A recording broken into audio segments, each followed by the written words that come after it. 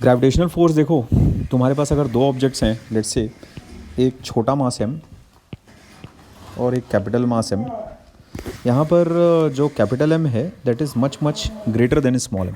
मतलब जैसा अगर मैं कहूँ कैपिटल एम अर्थ को रिप्रेजेंट कर रहा है, अर्थ के मास को रिप्रेजेंट कर रहा है, तो तुम समझ लो वो मतलब 10⁻24 kgs के ऑर्डर में उसका मास रहेगा।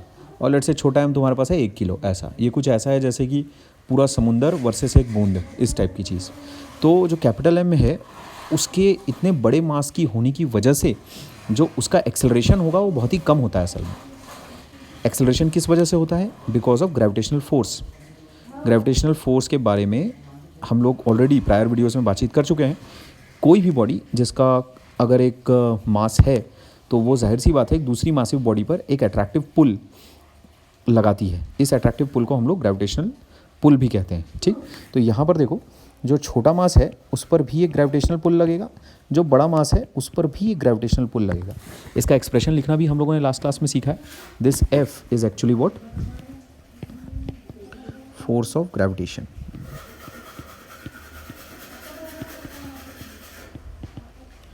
अच्छा, तो same force of gravitation capital F ना is acting on both the bodies.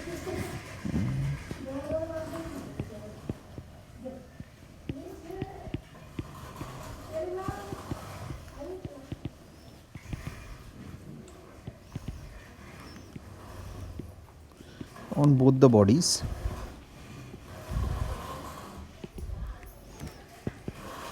Small mass वाली भी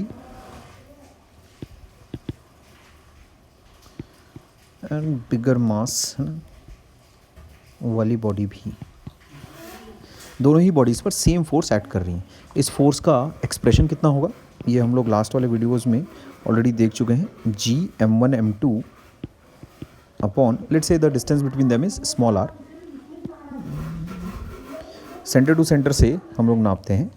यहाँ पर डायग्राम में मैं थोड़ा सा उसको अलट पलट दिखा रहा हूँ। यहाँ पर देखो ये सेंटर इसका ऐसा है और ये तो क्योंकि पॉइंट मास है तो पॉइंट मास का तो सेंटर वो खुद ही वो पॉइंट मास ही हो गया। ठीक, तो उसमें सेंटर टू सेंटर डिस्टेंस अगर मैंने स्मॉल आर मार्क की है then the gravitational force acting between both the bodies will be Gmm/r²। अब देखो मज़े की बात, जो एक्सेलरेशन होगा दोनों बॉडीज़ का वो अलग अलग होगा। सेम फोर्स एक्ट कर रही है, ये बात बहुत ही ध्यान से समझ लो, दिमाग में बिठा लो। बट दोनों बॉडीज़ का एक्सेलरेशन अलग अलग होगा। क्यों ऐसा? क्योंकि दोनों बॉडीज़ के मासेस अलग अलग हैं। Both the bodies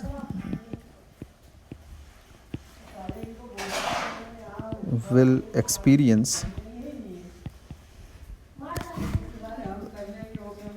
different accelerations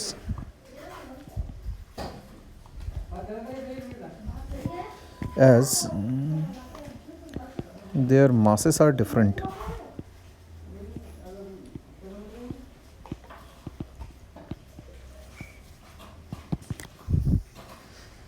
अच्छा, एक्सेलरेशन होगा कितना दोनों बॉडीज़ का? फॉर स्मॉलर बॉडी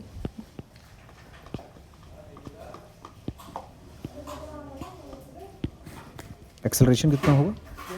स्मॉल ए से मैं उसको रिप्रेजेंट कर रहा हूँ। That will be force upon मास।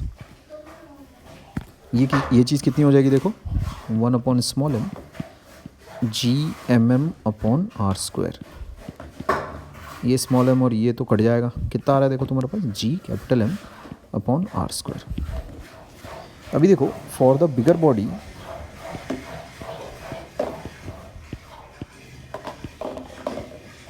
वही एक्सेलरेशन कितना आएगा तुम्हारे पास? लेट्स से उसको मैं कैपिटल ए से डिनोट कर रहा हूँ, force upon mass of the bigger body. ठीक, this is what? Acceleration of smaller body.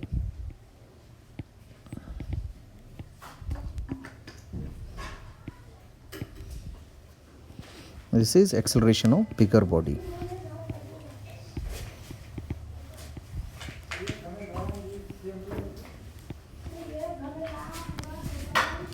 ये चीज़ कितनी आएगी देखो भाई, इवेलुएट करने पर 1/M Gmm/r²।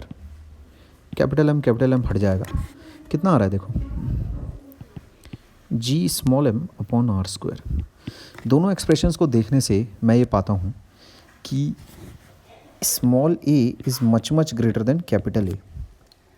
ठीक, जो फोर्स का इफ़ेक्ट है ना, जो मोशन का कॉज होता है वो फोर्स होता है, जो इफ़ेक्ट होता है वो बेसिकली एक्सेलरेशन होता है। तो इफ़ेक्ट यहाँ पर जो स्मॉलर मास बॉडी है उस पर ज़्यादा हो रहा है ना। यहाँ हम देख सकते हैं, इसको अगर मैं 1 कह देता हूँ, इसको लेट से मैं 2 बोल देता हूँ, तो from 1 and 2 I can most definitely conclude that small A is much much greater than capital A. अच्छा, कैसे ऐसा बोला जा सकता है? As capital M is much much greater than small M. ठीक है बात। तो हम ऐसा कह सकते हैं कि एक्सेलरेशन जो होगा है ना, इफेक्ट ऑफ द फोर्स, ध्यान रखना इस बात का, तुम ध्यान रखना कि मोशन का जो कॉज होता है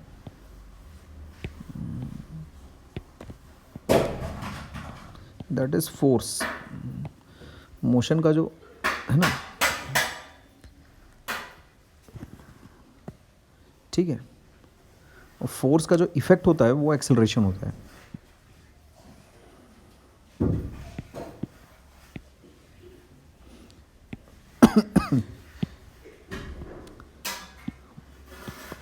ठीक, अच्छा याद रख लेना उस चीज़ को, नोट्स में लिखने की ज़रूरत नहीं है। नाउ इस चीज़ को मैं लिखवा दूँ तुम्हें, smaller body experiences greater acceleration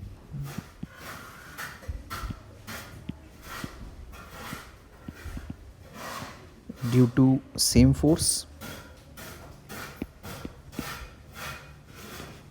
है ना, as its mass is less। ठीक, इज लेसर, ऐसा लिखना चाहिए। अच्छा, तो इसीलिए होता क्या है, फ़र्ज़ करो कि अर्थ पर तुम खड़े हो, तो तुम अर्थ के सामने एक पॉइंट ऑब्जेक्ट हो, हमारा मास काफ़ी कम है अर्थ के रेस्पेक्ट में। बैकग्राउंड आवाज़ को थोड़ा इग्नोर करो। तो अर्थ पर भी उतनी ही फोर्स लग रही है जितनी तुम पर लग रही है, बट तुम्हारा एक्सेलरेशन ज़्यादा होता है।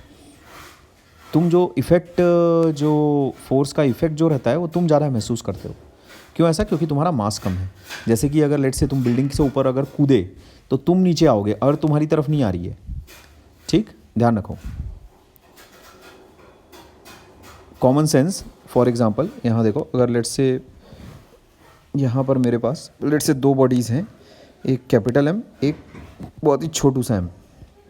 लेट से इसका मास है 10⁻24 kg, बहुत ही बड़ा है, और इसका मास है लेट से 1 kg।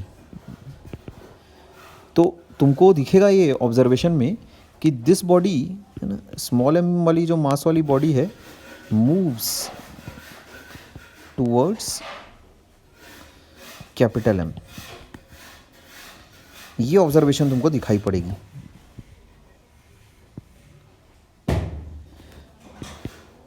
दूसरी बात,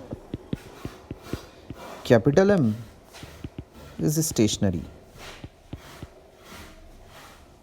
ऑलमोस्ट लगा देता हूँ उसके बाजू में, समझे क्यों ऐसा? दोनों पर ही सेम फोर्स लग रही है ना, बट फिर भी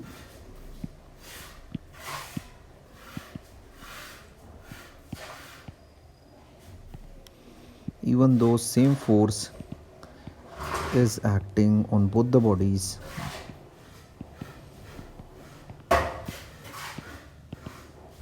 ठीक, but only smaller body is moving। ठीक है,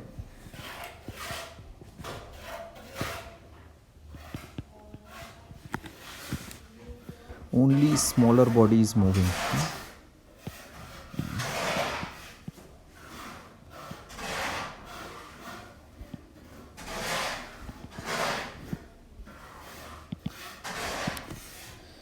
दोनों का जब हम लोग एक्सेलरेशन निकालेंगे तो एक्सेलरेशन छोटी बॉडी का काफ़ी ज़्यादा आ जाएगा कंपेयर टू जो बड़ी बॉडी है उसका एक्सेलरेशन क्लोज टू ज़ीरो आएगा, मतलब कोई इफेक्ट, कोई एक्सेलरेशन ही नहीं है तो उसका कोई मोशन ही प्रोड्यूस नहीं होगा।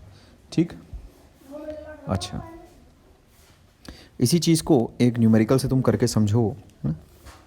लेट्स से सवाल है अपने पास, calculate the force of gravitation due to earth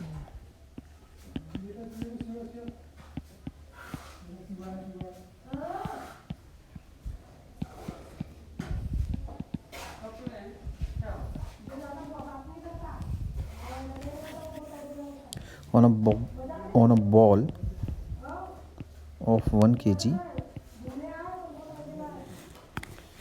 mass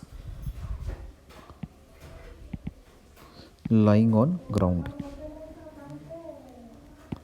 ठीक, हमें अर्थ पर, ये लेट्स से ये अर्थ है, इस पर एक 1 kg का मास कैसा लाई कर रहा है। दिस इज़ अर्थ। अर्थ का मास कितना है ये चीज़ मैं तुम्हें बता चुका हूँ याद रखने के लिए। अर्थ का रेडियस कितना है ये चीज़ भी मैं तुम्हें बता चुका हूँ याद रखने के लिए। ठीक, यहाँ पर लिख दे रहा हूँ अगेन।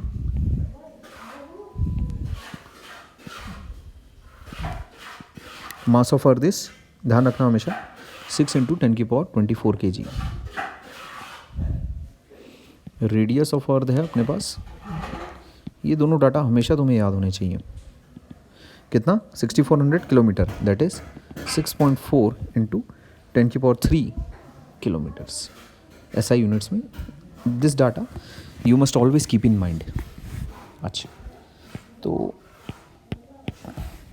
फोर्स कैलकुलेट करनी है, फॉर्मूला अपने पास है। एक्सटेंडेड बॉडी के लिए हम ये जानते हैं बहुत अच्छे से कि अपने को सेंटर टू सेंटर दूरी नापनी रहती है, डिस्टेंस जब कभी भी नापना हो। तो सेंटर टू सेंटर दूरी जैसे ही हम नापेंगे, ये कितना आ जाएगा, देखो ये आ जाएगा कैपिटल R। समझ गए, this is what radius of earth.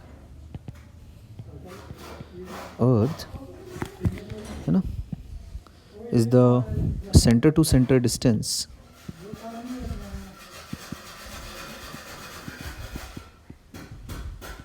between both the bodies।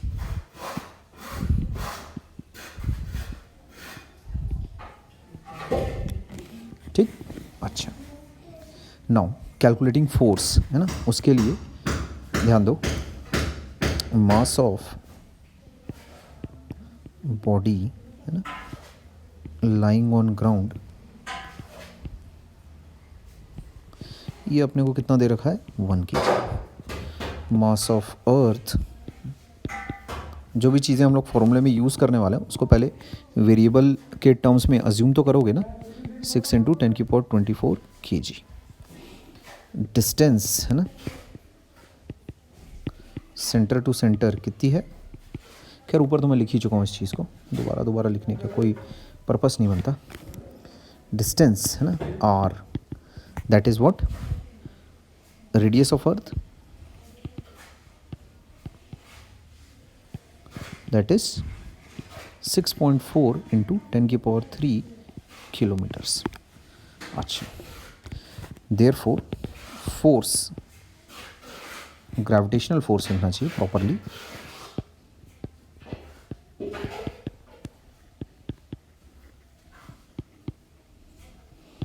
acting between both the bodies will be equal to G/mm/r²।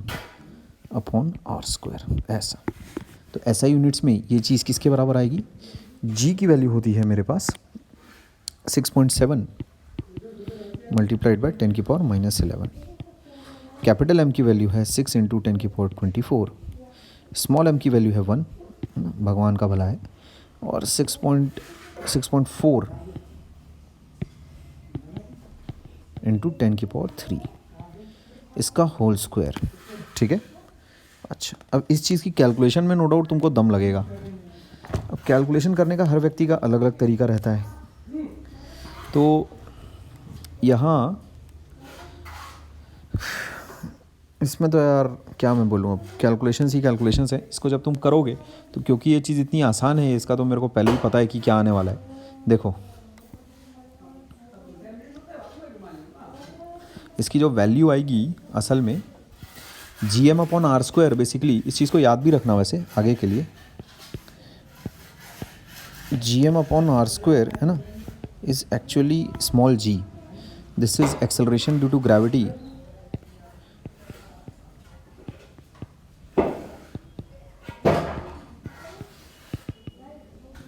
है ना.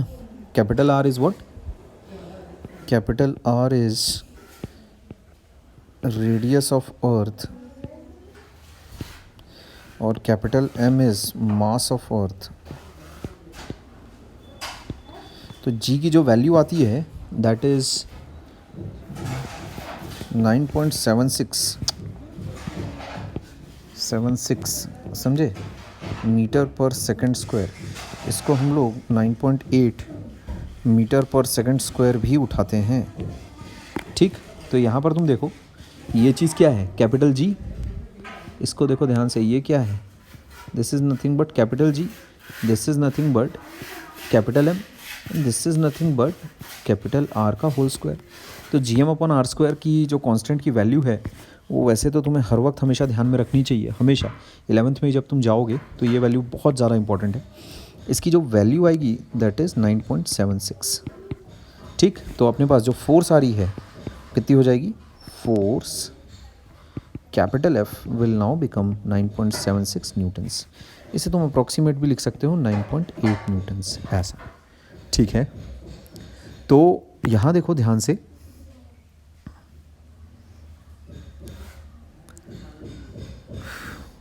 अर्थ जो है वो इस बॉल पर जिसका मास 1 kg है उस पर फोर्स कितनी लगा रही है, 9.8 न्यूटन्स. ठीक है. ये काफ़ी लार्ज फोर्स है, मतलब ये क्लोज टू ज़ीरो नहीं है. This force is large enough for producing acceleration. ठीक. तो है ना, this force is actually large enough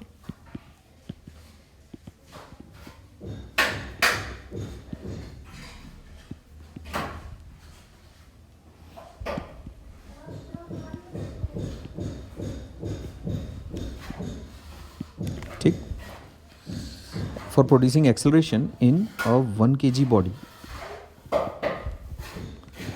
जैसे अगर तुम एक 1 kg बॉडी को लेट्स से बिल्डिंग के टॉप से अगर टपकाओगे, उसको फ्री फॉल करवाओगे, तो उसका जो एक्सेलरेशन होगा नीचे की तरफ वो कितना होगा, g, which will be equal to 9.8 meter per second square. ठीक. दिस इज ग्राउंड, ये बॉडी है, ये बिल्डिंग है ना. तो 9.8 मीटर पर सेकंड स्क्वायर का एक्सेलरेशन इज़ लार्ज इनफ. अगर तुम एक गेंद लेते हो रफली 1 kg की और उसको बिल्डिंग के टॉप से अगर गिराओगे तो क्या उसका एक्सेलरेशन नेग्लिजिबल है क्या, बिल्कुल नहीं. आराम से एकदम सन से पहुंचेगी वो जो गेंद है बिल्डिंग के टॉप से बॉटम तक यानी ग्राउंड तक सनसनाते हुए पहुंचेगी एकदम. तो अच्छा खासा एक्सेलरेशन प्रोड्यूस कर रही है अर्थ. ठीक है. अच्छा, तो इस डिस्कशन से ये क्लियर है कि हम ग्रेविटेशनल फोर्स है ना इग्नोर कर सकते हैं between two balls of relatively laser masses. मतलब जैसे 1-1 किलो की 2 बॉल है तो उसमें वो जो कैपिटल जी की जो वैल्यू है वो इतनी कम है कि जो दोनों बॉल्स के बीच में जो फोर्स कैसा डेवलप हो रही है उसको तुम इग्नोर कर सकते हो. ठीक है.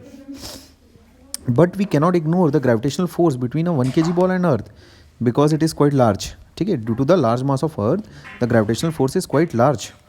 ठीक. अच्छा, तो ध्यान रखना, जैसे सन और अर्थ हुए, सन अर्थ और मून हुए, इनकी बहुत ही ज़्यादा लार्ज मासेस की वजह से gravitational force of attraction between sun earth या फिर सन और other planets earth and moon, इनको नेग्लेक्ट नहीं किया जा सकता. ये काफ़ी लार्ज होती हैं. ठीक है. अच्छा, तो इस चीज़ को मैं थोड़ा सा लिखवा दूँ तुम्हें. The gravitational force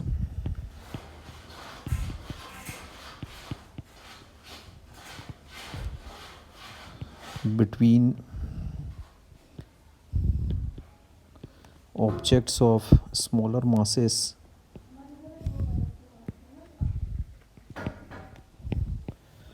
of the order of 1 kg है ना can be neglected अगर एक एक किलो के लेट से ऑर्डर के अगर तुम्हारे पास दो मासेस हैं, दो ऑब्जेक्ट्स हैं, तो उनके बीच की ग्रेविटेशनल फोर्स को तुम नेगलेक्ट कर सकते हो because it is very small, but the gravitational force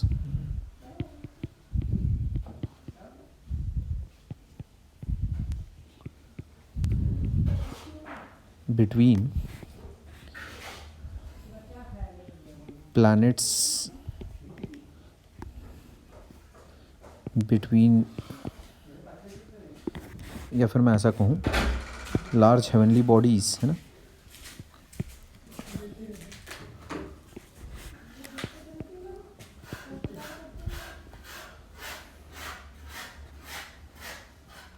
between large heavenly bodies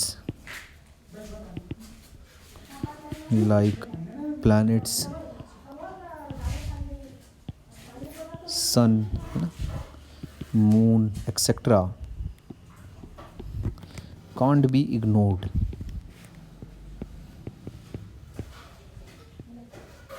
ठीक, लार्ज बॉडीज़ के बीच में जो ग्रेविटेशनल फोर्स होगी between large bodies, large heavenly bodies, can't be ignored, ध्यान रखोगे, कांट बी इग्नोर्ड। ठीक, अच्छा, आगे जैसे एक सवाल और देखो, इसमें तुम अर्थ और मून के बीच की जो ग्रेविटेशनल फोर्स है उसको कैलकुलेट करोगे। ठीक, सिंपली अपने को जो यूनिवर्सल लॉ ऑफ ग्रेविटेशन है, जिससे कि अपने को पता चलता है कि एक बॉडी दूसरी बॉडी पर, एक मासिव बॉडी दूसरी मासिव बॉडी पर कितना फोर्स एक्सर्ट करती है, उसके फॉर्मूले की प्रैक्टिस है और कुछ नहीं। ठीक है, तो एक सवाल हम लोग और करके देख लेते हैं। मास ऑफ मून तुमको दिया हुआ है 7.4 इंटू 10 की पावर 22 kg। इसे याद रखने की ज़रूरत नहीं है, ये गिवन रहेगा सवाल में। If the distance between the earth and moon is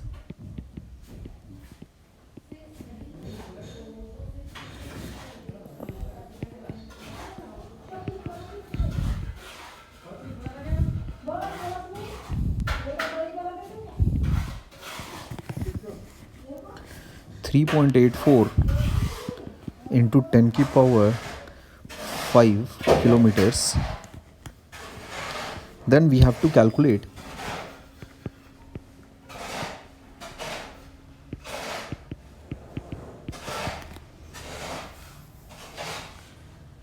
the gravitational force exerted by Earth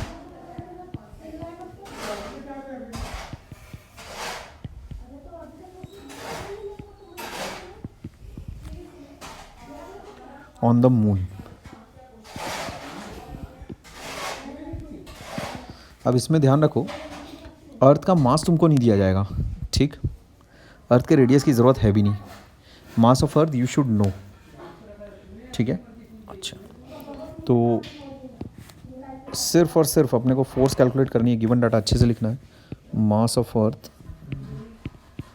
जो बड़ी बॉडी रहेगी उसका हम लोग अक्सर कैपिटल M से डिनोट किया करेंगे, है ना। Mass of moon small m, distance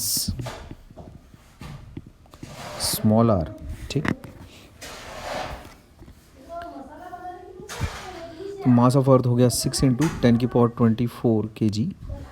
mass of moon हो जाता है 7.4 इंटू 10 की पावर 22 kg, है ना, लगभग 100 गुना कम है। ठीक है, लगभग अर्थ जो है 100 टाइम्स हैवियर है, ऐसा डेटा कह रहा है। ठीक, डिस्टेंस तुम्हें दे रखी है 3.84 मल्टीप्लाइड बाय 10 की पावर 5 किलोमीटर्स। तो यहाँ तो सब कुछ है। Therefore force capital F, gravitational force कितनी हो जाएगी, G m1 m2 upon r²। G की वैल्यू कितनी है तुम्हारे पास, 6.7 मल्टीप्लाइड बाय 10 की पावर -11। कैपिटल M ये हो जाता है 6 इंटू 10 की पावर 24। स्मॉल m ये हो जाता है 7.4 मल्टीप्लाइड बाय 10 की power 22 divided by small r का होल स्क्वायर, 3.84 इंटू 10 की पावर 5 का होल स्क्वायर। अब इसे इवेलुएट करते बैठो तुम, ठीक है। जो भी इसका आंसर आएगा वो तुम्हारा आंसर है, ठीक। अच्छा, इवैल्यूएशन कैसे करना, पहले इन सबको मल्टीप्लाई कर लो, ये और ये आपस में सबको मल्टीप्लाई कर लो। 3.84 इंटू 3.84 करो, मल्टीप्लाई करो, आंसर निकालो, फिर डिवाइड करो। थोड़ा सा झिकझिक वाला काम है बट करना तो पड़ेगा। जो भी आ रहा हो है ना, वो तुम्हारा आंसर रहेगा इन न्यूटन्स, ठीक है। तो कैल्सी मेरे पास ऐसे होना तो चाहिए 6.76 इंटू 7.4। रुको, कैल्सी है मेरे पास, एक मिनट।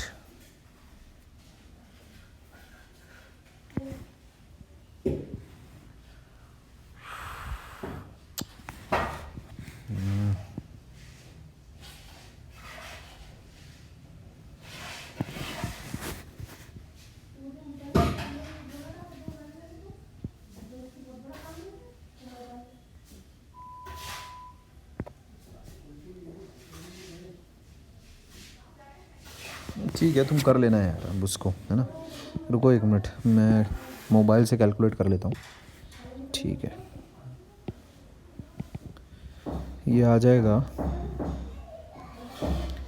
2.01, है ना, ये आएगा ये। और 10 की क्या पावर बन रही है अपने पास, 24 में 11 गया, बचेगा 13, 35 10, 35 10, अच्छा इंटू 10 की पावर 20, ये चीज़ आएगी तुम्हारे पास, ठीक है। यहाँ पर यूनिट्स मत लिखना, तो उसमें लास्ट लाइन आंसर की अपनी इस प्रकार लिखोगे, gravitational force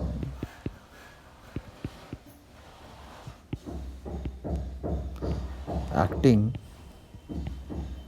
between earth and moon is 2.01 into 10 की पावर 20 न्यूटन्स, ठीक। ये तुम्हारा आंसर होगा, ठीक है बात। अच्छा,